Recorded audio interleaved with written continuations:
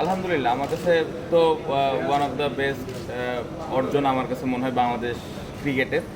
প্রত্যেকটা প্লেয়ার সাকিব ভাইয়ের পাশে আছেন এবং এই বিষয়টা নিয়ে আমরা সবাই জানি সাকিব ভাই কতটুকু খেলার জন্য ডেডিকেটেড এবং বেস্ট। আমার কাছে মনে হয় সব থেকে বড় অ্যাচিভমেন্ট এটা আমাদের বাংলাদেশ ক্রিকেটের এবং এটা শুধু আমার একার ব্যক্তিগত কথা না, টিমে যারা আছে সবাই এটা বিশ্বাস করে।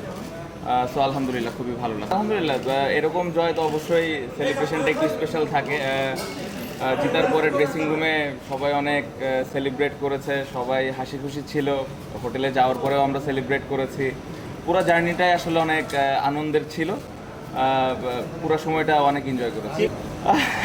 রাতের বেলা না, আসলে যেটা আমি একটু আগে বললাম যে জয়টা অনেক স্পেশাল ছিল আমার কাছে মনে হয়।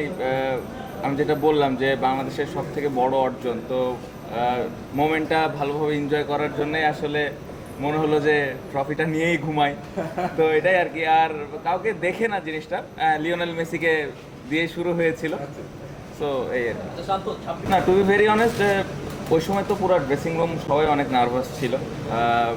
খুব খুব খারাপ একটা পজিশনে ছিলাম ওই সময়। যদি আমি বলি যে আমরা অনেক বিশ্বাস করছিলাম, তারপরেও আমরা যে ভালো পজিশনে যাব বললে এটা ভুল হবে। ওই সময়টা আমরা সবাই নার্ভাস ছিলাম, বাট মিরাজ এবং লিটন অতীতেও এরকম পার্টনারশিপ করেছে। সো ওই অতটুকু বিশ্বাস ওই সময়টাতে ছিল। বাট যখন 1-1.5 ঘন্টা ওরা ব্যাটিং করে ফেলেছে, আস্তে আস্তে কিন্তু ড্রেসিং রুমের পরিবেশটা চেঞ্জ হয়েছে এবং ওই বিশ্বাসের জায়গাটা কিন্তু তখন আস্তে আস্তে ওপরের দিকে গিয়েছে এবং পরবর্তীতে দেখা গেছে যে দুইজন খুবই দলের জন্য দারুণ একটা পার্টনারশিপ করলো এবং আমরা ভালো একটা পজিশনে গেলাম।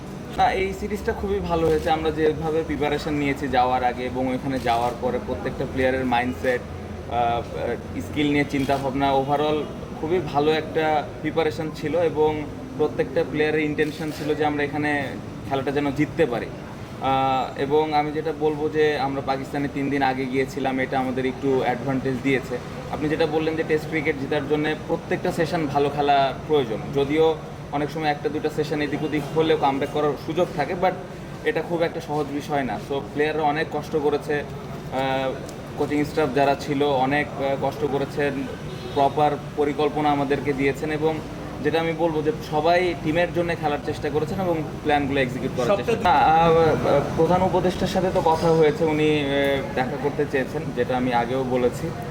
সাকিব ভাইয়ের বিষয়টা নিয়ে অবশ্যই এটা একটা ডিফারেন্ট বিষয়, বাট প্রত্যেকটা প্লেয়ার সাকিব ভাইয়ের পাশে আছেন এবং এই বিষয়টা নিয়ে আমরা সবাই জানি সাকিব ভাই কতটুকু খেলার জন্য ডেডিকেটেড এবং খেলার জন্য কতটুকু পাগল, টিমের জন্য ভালো করার জন্য কতটুকু সবসময় টিমের জন্য খেলার জন্য চিন্তা ভাবনা করেই থাকেন। বাট হ্যাঁ, অবশ্যই যখন দেখা হবেন অবশ্যই এটা নিয়ে যদি কথা ওঠে, প্রত্যেকটা প্লেয়ার সাকিব ভাইয়ের পাশে আছে।